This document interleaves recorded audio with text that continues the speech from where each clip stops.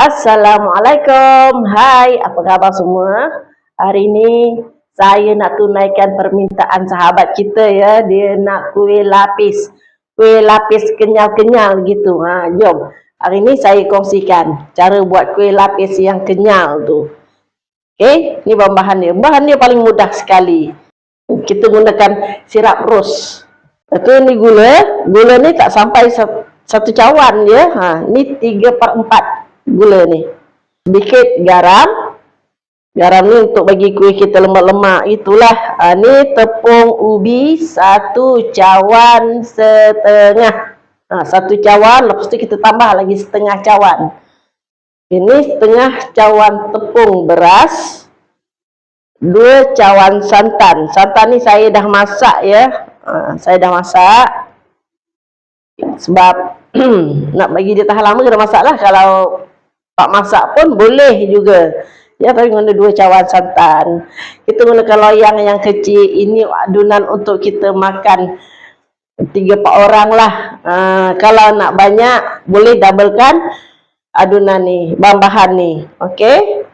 Kita satukan tepung ubi, tepung beras, gula dan garam. Santan yang telah kita masak 2 cawan. Okey, kita adun dia sampai gula ni hancur. Okey, cukup-cukup 2 cawan. Kita tapiskan adunan kita. Bismillahirrahmanirrahim. Adunan ni kita bahagikan kepada 2 bahagian. Okey, kita letak perisa ros dan sirap. Okey, tengok ni.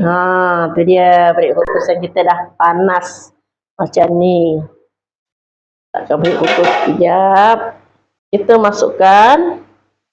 Saya suka menggunakan cawan metrik ya. Ni setengah cawan ni. Bismillahirrahmanirrahim. Kita kukus selama 5 minit. Okey, dah cukup 5 minit. Tu dia kuih kita. Jangan lupa, ni kita kena lap ya penutup dia. Ini pun kita tuang menggunakan cup yang sama.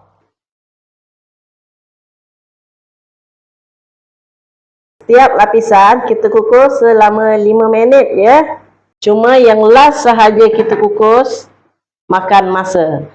Ini lapisan yang ketiga.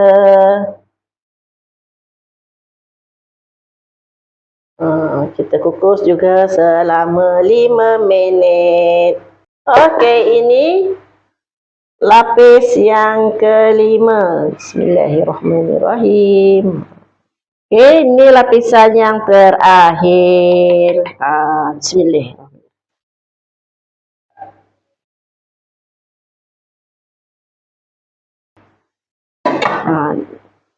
Okey, ini kita kukus selama 20 minit. Kuih kita dah masak dan sejuk dah ya. Macam ni. Bolehlah kita keluarkan pada loyang.